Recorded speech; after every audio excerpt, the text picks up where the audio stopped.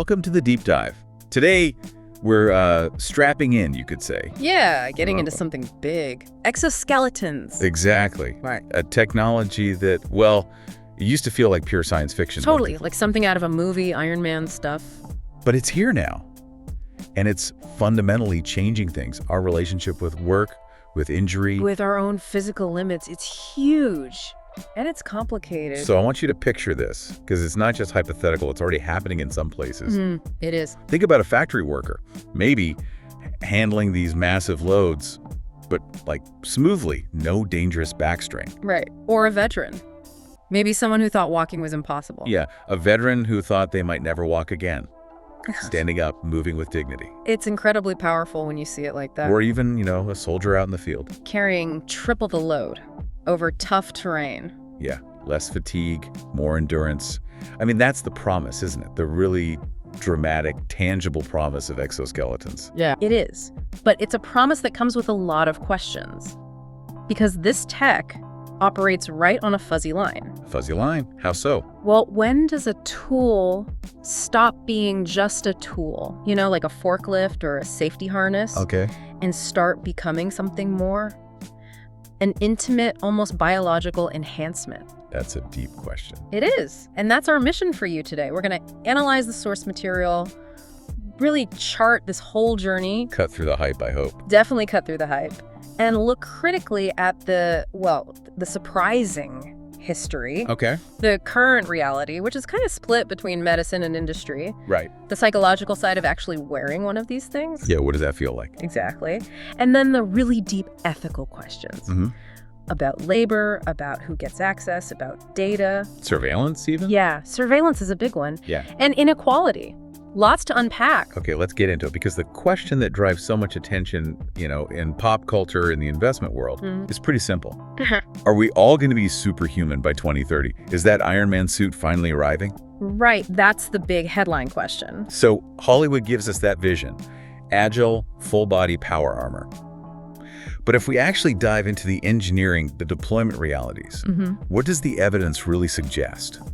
Well, the sources are pretty clear that the answer is nuanced. Very nuanced. Okay, nuance usually means no, doesn't it? Well, yes and no. That idea of a ubiquitous, affordable, full-body suit granting everyone superpowers, Yeah. that specific vision, no. That's still a massive technological hurdle. We're not clearing that by the end of this decade. Okay, so no universal Iron Man suits by 2030. Probably not, and this is the crucial part, augmentation itself. Oh, it's absolutely real. It's already happening. How so then, if not the full suit? It's happening right now in highly specific, targeted ways. Think specialized tools, not universal upgrades. Okay. And in those specific areas, it is fundamentally transforming quality of life for some patients. Right, the medical side. Yes. And it's redefining the physical limits of certain industrial jobs. So the future of augmentation, at least for now, it looks specialized, not universal. That definitely sets the stage. Yeah. Specialized, not universal. Okay, let's dig into that history then. Section 1, the origin story. Because you mentioned it's surprising, and it sounds like this idea of boosting the human body goes way back. It really does, way before computers, even before the Cold War hype. We often think of exoskeletons starting then, but the conceptual roots, they're back in the late 19th, early 20th century. Really, what did that look like? Steam-powered legs? Not quite steam-powered, thankfully. No, it was more about mechanics. Early inventors were already grappling with how do we compensate for heavy physical labor or for disabilities. Okay. So you had these mechanical braces, spring-loaded contraptions, really crude walking aids. Often aimed at factory workers, laborers trying to reduce fatigue, or maybe individuals who needed some kind of gait support, purely mechanical stuff. So the basic idea, amplify or assist the body, was there really early on, even if the tech was, well, basic. Extremely basic, often very crude, noisy, uncomfortable. Right. And honestly, mostly ignored by the mass market. They often introduced new problems like friction burns or awkward movement. The friction and just the sheer bulk often outweighed any potential benefit. So they didn't really take off. Not the unpowered ones, no, but the dream of powered assistance, that really kicked off in earnest around the mid-20th century. Okay, and I'm guessing military interest starts to play a bigger role here. Oh, absolutely.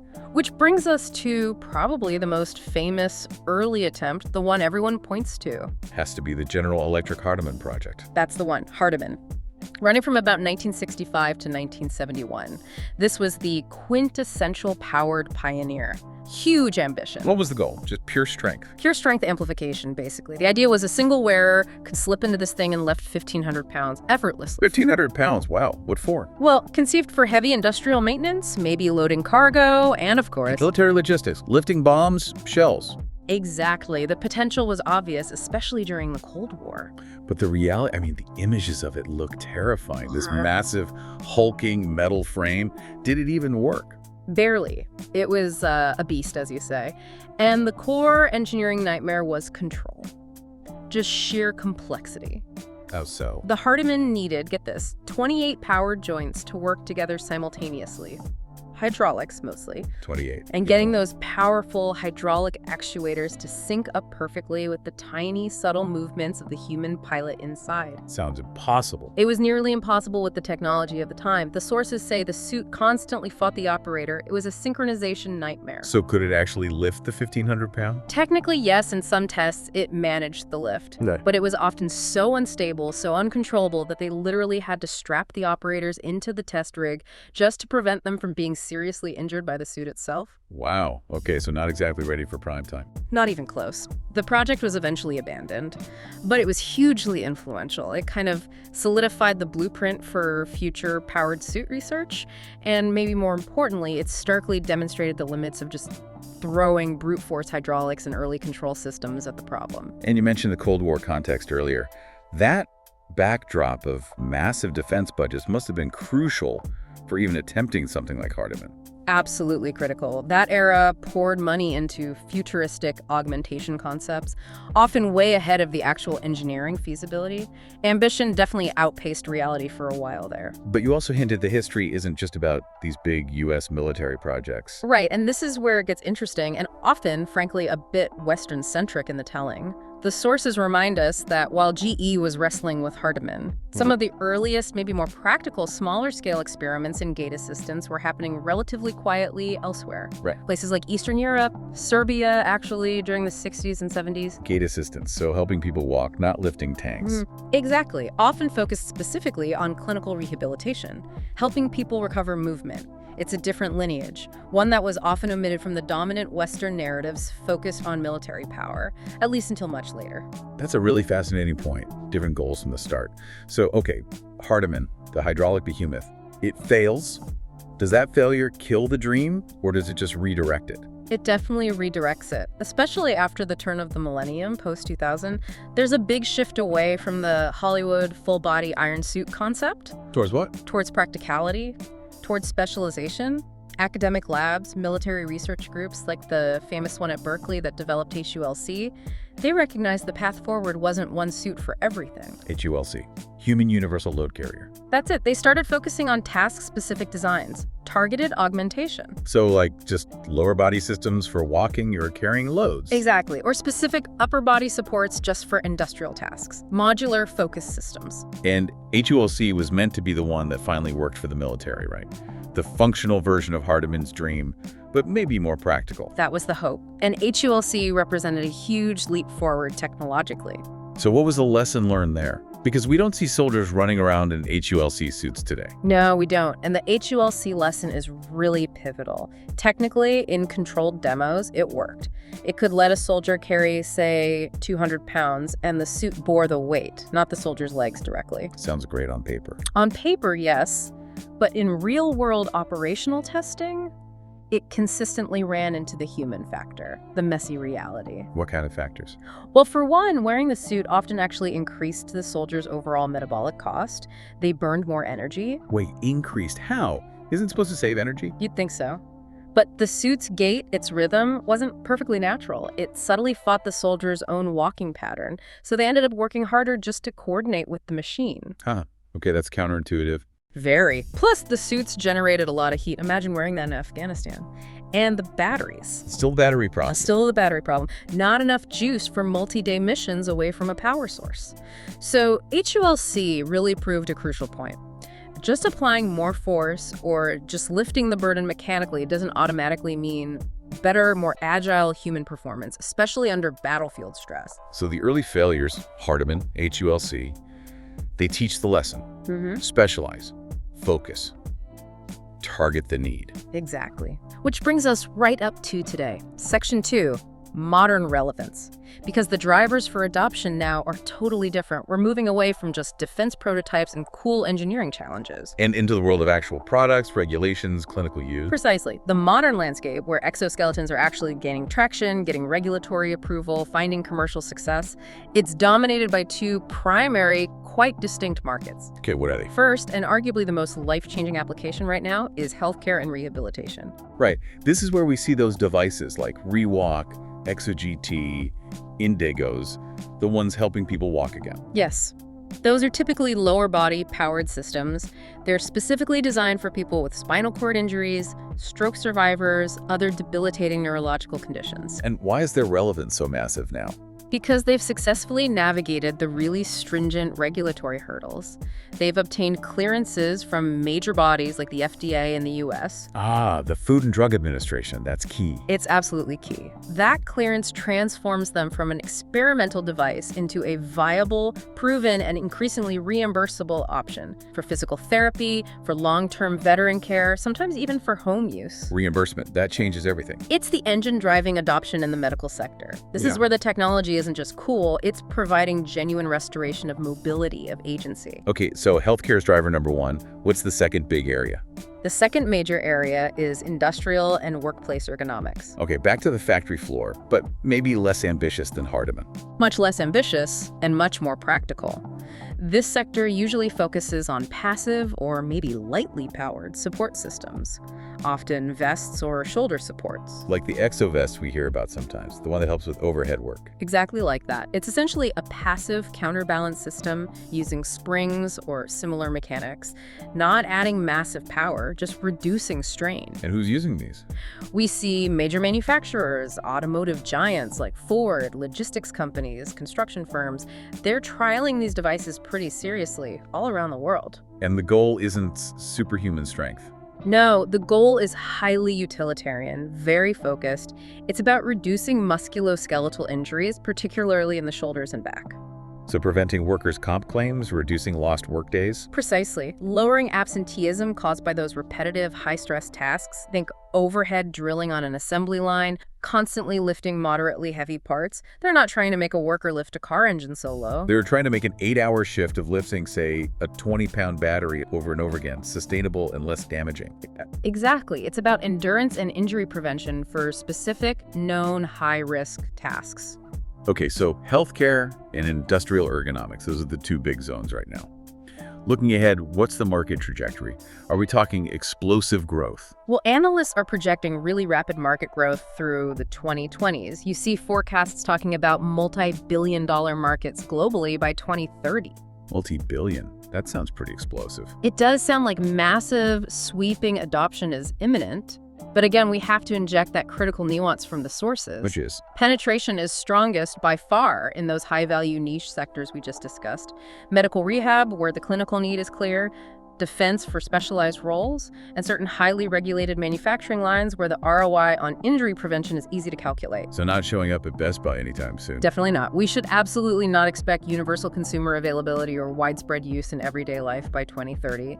It's very much sectoral growth, concentrated where the economic or medical case is strongest. And presumably, the policy framework around these devices plays a huge role in how fast even that sectoral growth happens. Oh, it's absolutely crucial. It's not just about the engineering getting better. It's about navigating the regulatory bodies. What are the key policy hurdles right now? What's being debated?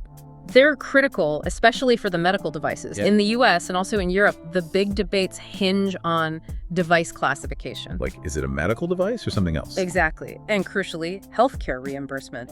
Who pays? Right. So we're talking about ongoing, often quite difficult discussions with agencies like CMS, that's the Centers for Medicare and Medicaid Services in the US. Okay. And the Department of Veterans Affairs, the VA. They have to decide, are these expensive exoskeletons categorized as, say, durable medical equipment like a wheelchair? And that classification makes the difference between a patient potentially paying $100,000 out of pocket versus having insurance or Medicare cover a significant chunk of it. Yeah, that's make or break for accessibility. Absolutely make or break. So these policy choices, getting CMS approval for reimbursement clauses, securing specific FDA clearances for different uses, they directly determine who actually gets access to devices that are often prohibitively expensive for an individual.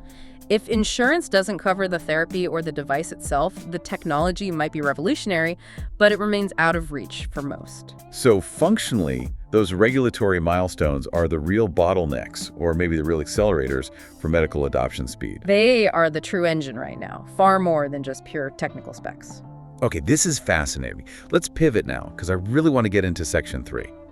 The human factor. We've talked hardware, markets, policy. But what happens to the person when you strap one of these things on? We're moving beyond nuts and bolts into psychology identity. Right. And this is where it gets really interesting, because when you fuse the machine to the human body so intimately, you fundamentally alter perception. It's not just wearing a tool, it's different. Now, so what do users report? Well, we talk about embodiment and identity. Users consistently report experiencing an altered body schema. Body schema. What's that exactly? It's your brain's internal, unconscious map of your own body, where its boundaries are, how it moves in space, its capabilities, its limits. It's how you know where your hand is without looking. Okay, like your internal sense of self in space. Exactly. And when you put on a sophisticated exoskeleton, especially a powered one, that internal map literally changes. It expands or shifts. You experience a sensual and cognitive change. You feel augmented. So the brain starts to incorporate the metal shell, the hydraulic power, into its very concept of self, even temporarily. That seems to be what happens, which sounds incredibly empowering, and for many users it absolutely is, but it can also be potentially confusing or complex. Complex in what way? Well, it leads to this profound duality that some researchers call restoration versus alienation. Okay, break that down. For people recovering from severe paralysis, like a spinal cord injury, using an exoskeleton to stand and walk again is purely restorative. It's transformative. It brings back agency, dignity, independence. Huge mental health benefit. Right, it's giving back something lost. Precisely. But for some users, maybe even in industrial settings, the augmentation can provoke a kind of cognitive dissonance. Meaning they feel empowered by the machine's strength or endurance, but at the same time, maybe slightly alienated from their original, unaugmented natural self. A weird sense of relying on this external foreign object to function or perform. Like, is this really me doing this or the machine? Kind of. It's a subtle psychological effect, but it's documented, feeling both enhanced and maybe a little bit separate. That blends right into something else the sources highlight, especially where social science meets the factory floor. Yeah. Behavioral dynamics, specifically risk compensation. Ah, yes, risk compensation. This is a really important concept from safety science. Explain that for us. What is it? It's a well-documented principle. When people feel safer or more protected by a technology, think seatbelts, anti-lock brakes, even safety goggles, they sometimes, often unconsciously, offset that feeling of safety by taking slightly greater risks. So if my car has amazing brakes, I might subconsciously tailgate a bit closer or brake a little later, kind of canceling out some of the safety gain. That's the classic example, yes. You feel secure, so your behavior adjusts, maybe becoming slightly less cautious. Okay, so how does that translate to someone wearing an industrial exoskeleton on a production line? The potential implications for workplace safety are actually pretty significant. Imagine a worker puts on a powered shoulder vest. It's designed to reduce strain during overhead work. They feel protected, less fatigued in the shoulders. Right. So what might happen? Maybe they're tempted to skip their usual pre-shift stretching routine because they feel fine. Or maybe they accept lifting something just slightly heavier than the official limit. Because the suit makes it feel easy. Exactly. Or perhaps they agree to work longer hours, push through an extra shift because the suit is masking those natural warning signals from their body, the aches, the micro-fatigue that tells you to stop. So you solve one problem, the acute strain on the shoulder joint, but you potentially introduce another, like systemic fatigue or overexertion, because the feedback loop is broken. That's the risk. It forces companies and safety managers to think about ergonomics holistically. It's not enough to just provide the suit. You have to manage Work rates, rest periods, load limits. Because if the employer just uses the suit as an excuse to crank up productivity expectations, Then you haven't necessarily made the job safer overall. You might have just shifted the stress or intensified the labor while relying on the machine to handle the immediate physical cost. The worker might burn out faster systemically. this tension really highlights that gap you mentioned earlier. Yeah. Between the cultural narrative, the Iron Man, superhuman myth, Yeah. and the actual workplace reality. Absolutely. The pop culture narrative, the Iron Man mythos, it primes us to see these things as identity-altering transformations, Right. becoming superhuman. Right. But the real-world adoption trend, especially in industry, it's overwhelmingly about normalization. These devices are being framed and treated mostly as specialized tools. Advanced tools, yes, but tools nonetheless, like a powered screwdriver or a small crane. So more like a high-tech forklift than a superhero suit. In practice, yes. And the crucial thing here is the story we choose to tell about them. The cultural framing matters immensely. How so? Do we frame this technology primarily as salvation for the injured and a way to make work genuinely safer? Or do we frame it primarily as a labor intensifier, a way to extract more productivity? Because that framing, that story we adopt, Will directly shape the policies, the regulations, how they get used. exactly. It dictates whether the focus is human well-being or just maximizing output. Which leads us perfectly into Section 4, the socio-political stakes. Because that labor controversy, especially in the factory context, seems like the most immediate, pressing, ethical battleground for this technology right now. It absolutely is. It embodies that duality we keep coming back to. On the one hand, exoskeletons genuinely can prevent injuries. Yeah, the potential for injury prevention is real. Reduced musculoskeletal strain, fewer workers' comp claims. It's a huge positive. A tremendous positive, potentially. But on the other hand, the potential for labor exploitation is just as real and needs to be watched very closely. How does that exploitation risk actually play out? Is it just about making people lift heavier things? It can be subtler than just lifting heavier things, though that's part of it. The bigger risk is that exoskeletons get deployed not just to maintain safety, but to fundamentally raise the baseline productivity expectation for everyone. Okay, explain that. If the average worker, now equipped with an exoskeleton, can suddenly assemble 50% more widgets per hour before feeling strain. Will management then adjust the quotas upwards for all workers, suited or not? Or only pay the same wage for much higher output? That's the concern. Or will companies choose to buy exoskeletons for their existing human workforce instead of investing in, say, fully automated robotic systems? So using exoskeletons to keep humans in the loop, but pushing them harder, potentially at the same pay rate, as a cheaper alternative to full automation. That's a scenario unions and labor advocates are watching very carefully. Are these devices being used for genuine human-centered design, making existing jobs better? Or are they primarily a tool for cost-cutting and labor intensification? It's a critical choice. It seems counterintuitive, though. If a company saves a fortune on injury claims, wouldn't that be incentive enough? Why immediately pivot to using it to intensify the work? You'd hope the safety case would be paramount, but the sources suggest that short-term economic pressures, the relentless drive for productivity gains, often create a powerful incentive to push the boundaries. So the intent might start as injury reduction. But the organizational outcome, driven by performance metrics, can easily become, okay, now that you're augmented, you can work longer, faster, harder, so we expect you to.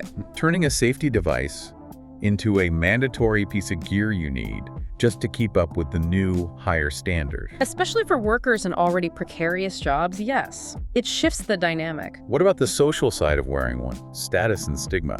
If I'm a healthy 25-year-old on the line and my boss tells me I have to wear this suit, how does that play out socially with my coworkers?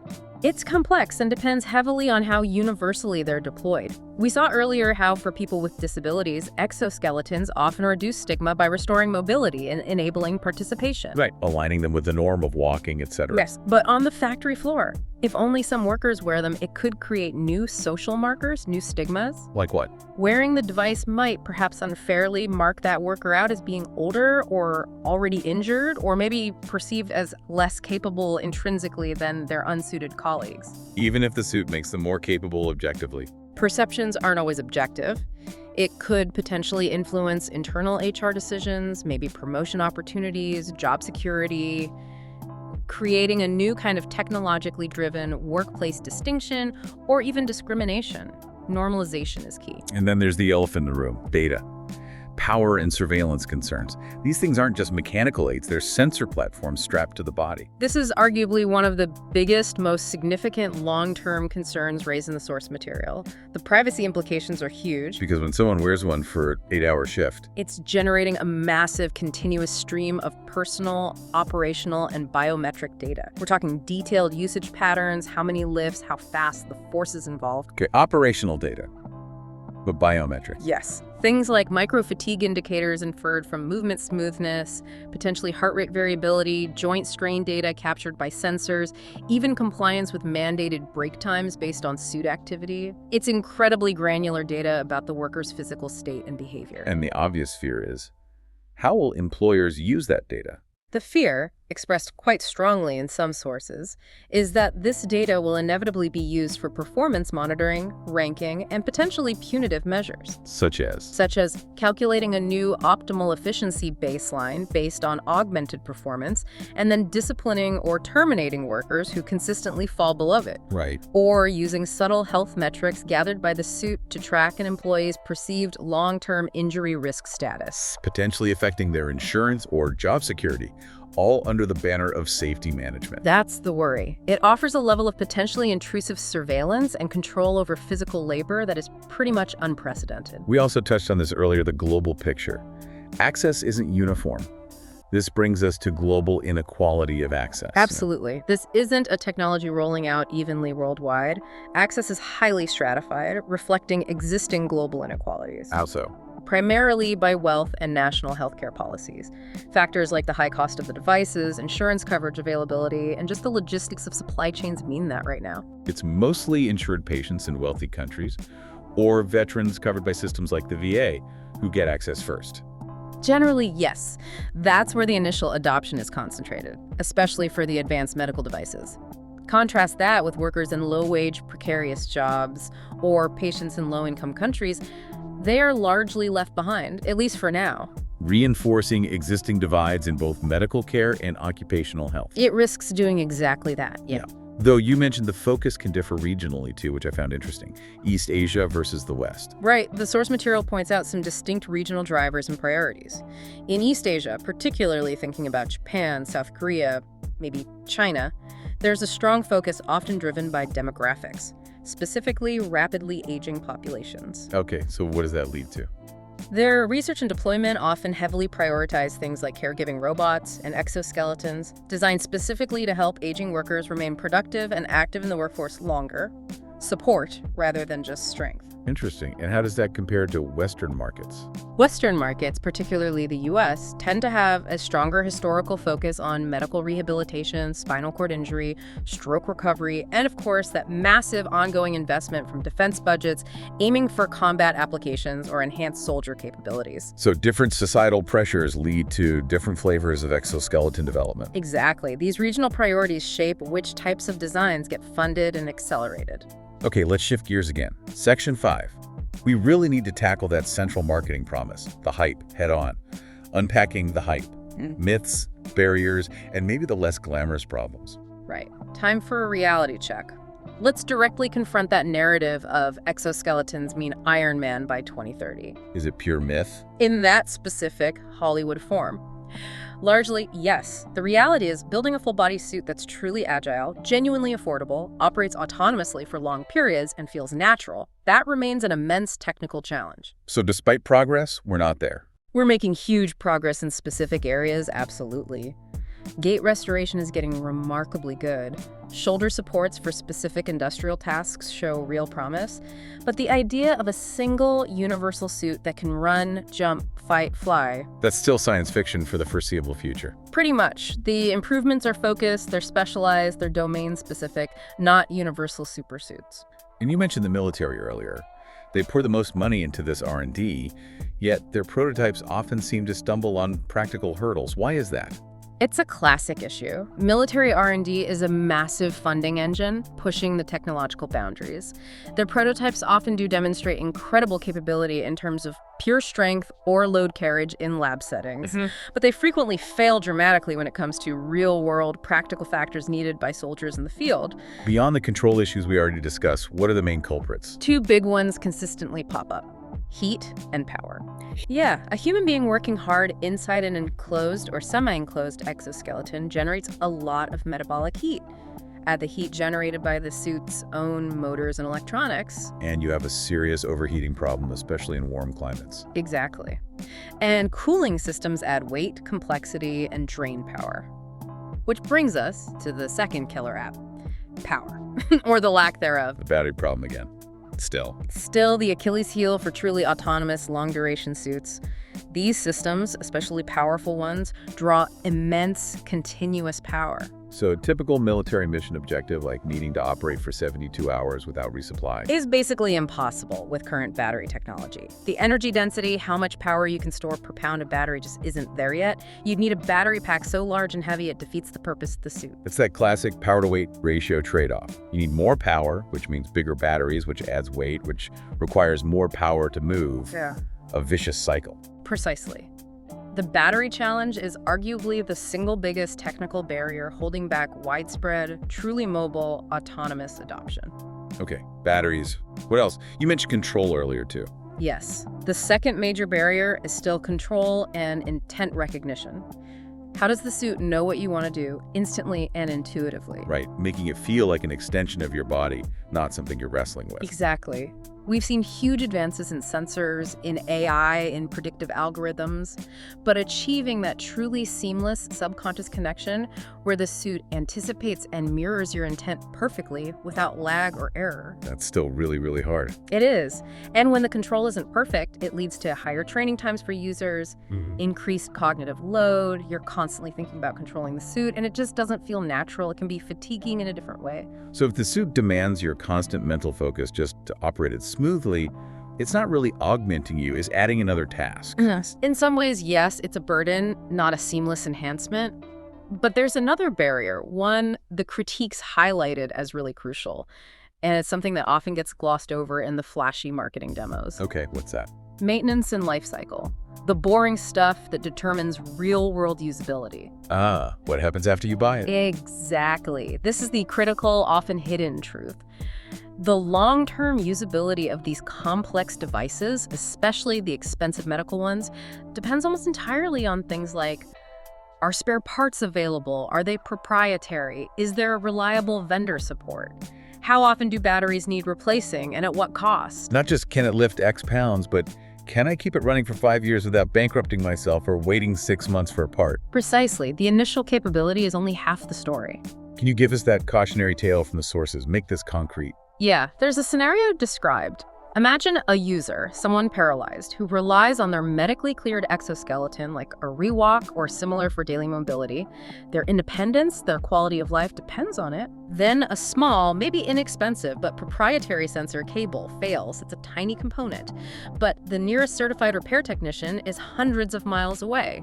Local electronics shops can't touch it because the software is locked down or they can't get the specific part. Right. And maybe the original vendor requires you to have an active, expensive, multi-year service contract just to dispatch a technician or send the part. So this incredibly advanced, maybe $100,000 piece of technology that restored their mobility is suddenly rendered completely useless, sidelined, Yeah. by a $5 proprietary cable and a lack of accessible, affordable service infrastructure. Wow. That really highlights how post-sale support and the whole service ecosystem are just as important as the initial tech specs. They arguably determine the actual utility and value over time far more than the peak performance numbers. If the supply chain for unique parts is fragile, or if vendor support vanishes or becomes prohibitively expensive, The user is stranded with a very expensive paperweight. essentially yes. And this is a massive challenge for genuine long-term clinical integration and for justifying insurance coverage. Reliability and serviceability are paramount. That's a really powerful point. Something policymakers definitely need to consider when approving or funding these. Okay, let's move to Section 6, the final stretch. Let's try to synthesize the competing theories and perspectives on where this is all heading. What's the mainstream expert consensus? Where do the engineers and medical professionals generally see things going? The mainstream view, based on the sources, tends to be fairly conservative, practical, and focused. Experts are emphasizing targeted assistance, meaning making devices lighter, safer, more energy efficient, and really dedicated to specific, validated tasks. like improving gait restoration for specific patient groups or designing better shoulder supports for that one high-risk task in the factory. Incremental improvements, specialization. Yes, and they put a huge emphasis on rigor. Success isn't just a cool demo, it's defined by completing rigorous, long-term clinical trials, gathering verifiable outcome data, and achieving those key regulatory milestones we talked about, like FDA clearances for specific indications. So steady, specialized progress, validated by data, not expecting sudden, massive leaps. That seems to be the dominant engineering and medical perspective. Practical, incremental gains. Okay, but what's the counterpoint? We need to bring in the warnings from the critical social scientist. What's their take? Their perspective offers a strong dose of skepticism, particularly aimed at what they sometimes call technological solutionism. Technological solutionism, meaning thinking tech alone can fix everything. Pretty much.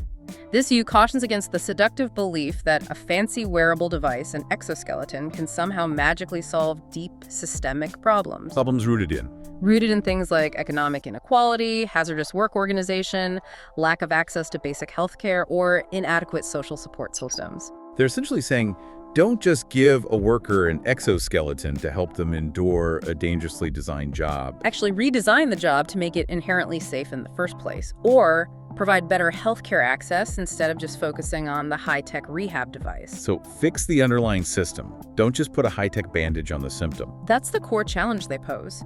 They argue that if we focus only on developing and deploying the technology, we risk avoiding the harder, necessary work of fixing the underlying social, economic, and political failures that create the need or the hazard in the first place. And their proposed solution is more about things like stronger labor protections, regulations that mandate safer workplace design, democratic governance over how and when these powerful technologies are deployed in workplaces, and ensuring the benefits flow to workers, not just to corporate bottom lines. Okay, so a focus on systemic change and governance, not just hardware. Then, on the other end of the spectrum, you have the optimistic view. The futurists, the VCs, the tech evangelists. Where do they see the breakthroughs coming from? They argue that the conservative incremental view significantly underestimates the potential for rapid, even exponential progress, especially due to advances in allied technologies. Such as, what are they betting on? They point specifically to things like rapid improvements in soft robotics using smart textiles, artificial muscles, polymers instead of rigid metal frames, making suits lighter and more comfortable. Okay.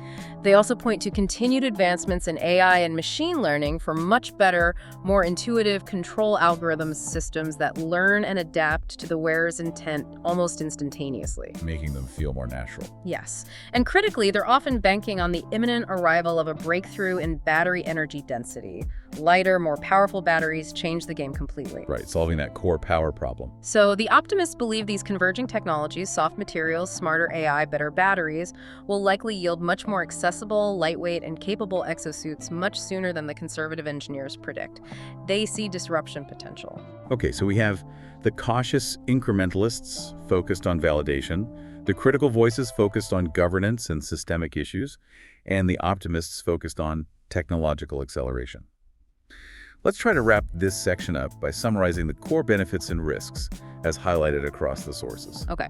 On the benefit side, the strengths are pretty clear and in some cases profound. Like the medical applications. Absolutely. Clinically transformative potential for people with severe spinal cord injuries or similar conditions, offering real mobility, independence, and agency. That's huge. What else? There's also the proven potential for occupational injury prevention, but again, in very specific targeted industrial tasks where the risks are well defined. Okay.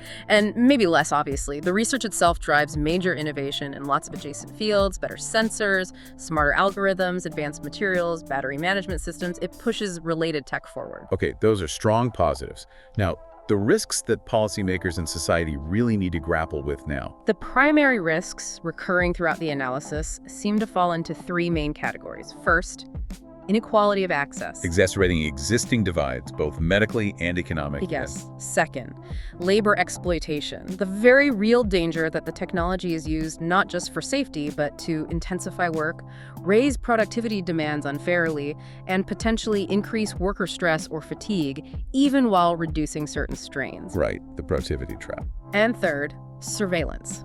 The unprecedented potential for intrusive workplace monitoring and control through the collection and analysis of granular biometric and operational data from the suits. Access, exploitation, surveillance. Those are the big three watchouts. That seems to be the consensus on the major risks needing proactive attention. Okay, so bringing this all together for you, the listener, trying to navigate this complex landscape. Let's try to land on the practical takeaway, that big question we started with. Will we all be superhuman by 2030? The answer seems to be a resounding but complicated no. Yes, short answer, no. Not in the way the hype often suggests. That vision of universal consumer-grade supersuits just hasn't materialized and likely won't by then.